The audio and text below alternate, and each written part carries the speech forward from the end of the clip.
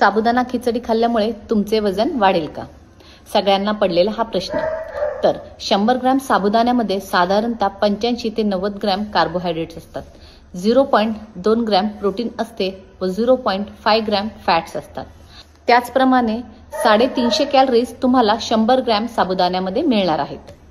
त्याऐवजी जर तुम्ही 100 ग्रॅम पनीर खाल्लं तर त्यामध्ये तुम्हाला 25 ग्रॅम गुड फॅट मिळणार आहे, 20 ग्रॅम प्रोटीन मिळणार आहे आणि सेम कॅलरीज पनीरमध्ये सुद्धा मिळणार आहे। कधीतरी जर तुम्हाला खिचडी खायची असेल तर काही हरकत नाहीये, पण नवरात्रीसारख्या उपवासामध्ये जर तुम्ही सर्रास खिचडी खाल्ली तर नक्कीच तुमचं वजन वाढेल।